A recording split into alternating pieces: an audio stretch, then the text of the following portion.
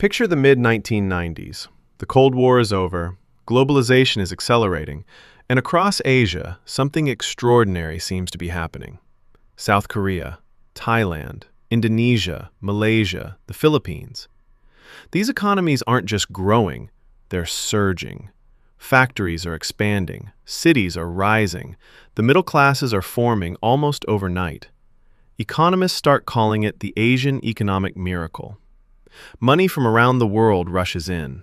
Banks, pension funds, hedge funds, insurance giants, everyone wants exposure. Asia looks unstoppable. And then, almost without warning, it breaks. On July 2, 1997, a single decision in Thailand quietly pulls the first brick out of the wall. Within months, currencies collapse, stock markets are cut in half, governments panic, and millions of lives are upended.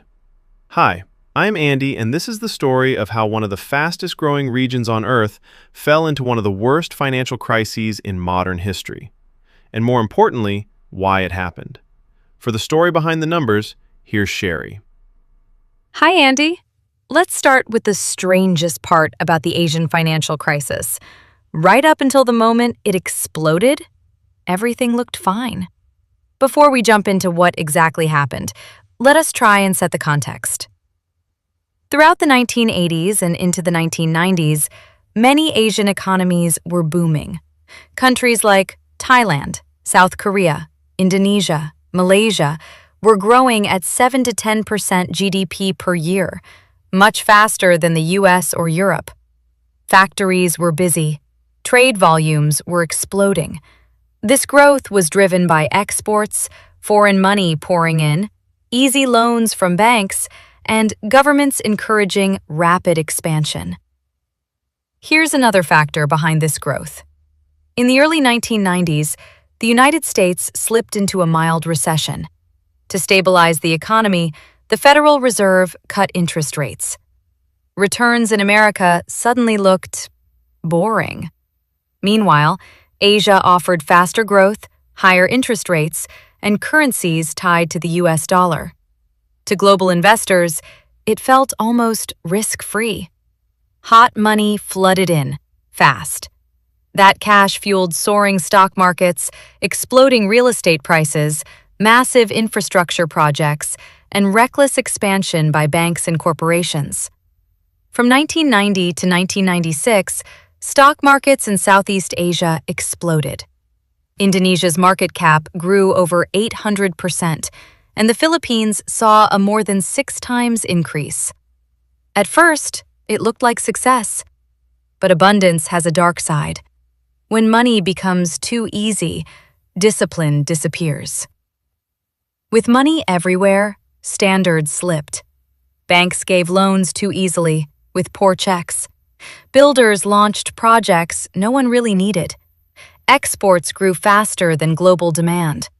Office towers, highways, and factories went up, many barely used. This wasn't fraud, it was overconfidence. Everyone assumed growth would last. Everyone assumed the risks were handled. And most of this debt was in US dollars, because dollar loans were cheaper and currencies were tied to the dollar. Many Asian countries kept their currencies tightly tied to the US dollar. That sent a clear message: your money is safe here. But when the US economy recovered, interest rates rose and the dollar strengthened.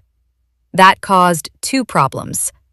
Exports became more expensive and less competitive, especially after China devalued its currency. At the same time, dollar-denominated debt grew heavier. Exports slowed, trade deficits widened. Money still flowed in, for a while. However, behind the scenes, foreign debt continued to accumulate. By the mid-1990s, some countries owed more than they produced in an entire year. The system was stretched to its limit. All it needed was a spark. The spark came from Thailand. In the early 1990s, Thailand tried to turn Bangkok into a global financial hub. Rules were loosened. Foreign money flooded in. Banks borrowed cheap US dollars and lent them locally in Thai baht. As long as the currency held, it worked. But beneath the surface, problems grew. Real estate projects stopped making sense, loans went bad, and defaults quietly rose. On paper, banks looked profitable, but in reality, bad loans were being hidden and rolled over. Then came 1997. Thailand's central bank burned through billions of dollars trying to defend its currency.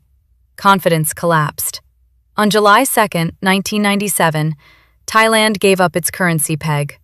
The baht crashed. Banks suddenly owed far more than they could repay. The financial system froze. Once Thailand fell, investors pulled money out of all Asian markets. Currencies collapsed.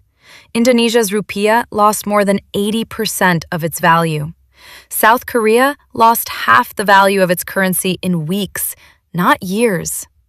Malaysia, the Philippines, and others followed. Stock markets collapsed. Many fell over 50%. For dollar-based investors, losses reached up to 90% in just 1 year. This means that $1,000 invested in the South Asian stock market in June 1997 would have diminished to a $290 position in just 12 months. The real economy was hit hard. GDP collapsed in 1998. And this isn't just a market story. As currencies collapsed, imports became unaffordable. Prices soared. Companies shut down. Banks failed. Millions lost their jobs. Businesses went bankrupt overnight. Middle-class families fell into poverty. In Indonesia alone, poverty doubled in 1 year. Protests and riots erupted. Decades of progress disappeared in just months. This was what a financial crisis looked like in real life. As financial systems collapsed, international bailouts followed. The IMF stepped in with rescue packages totaling over $120 billion. But the help came with tough conditions: higher interest rates, spending cuts, bank closures, and deep reforms. Some said this stabilized markets. Others said it made the crisis worse. Malaysia took a different path, rejecting IMF terms, imposing capital controls, and recovering faster than expected. The debate continued long after the crisis ended.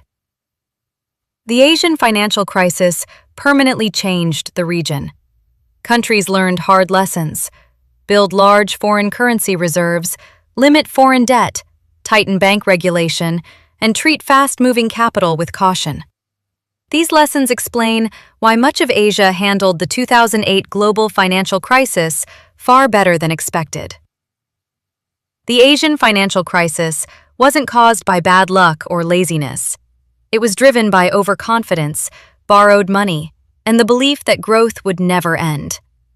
For a moment, Asia looked unstoppable. Then the illusion broke. Because economic miracles are fragile, especially when they're built on debt.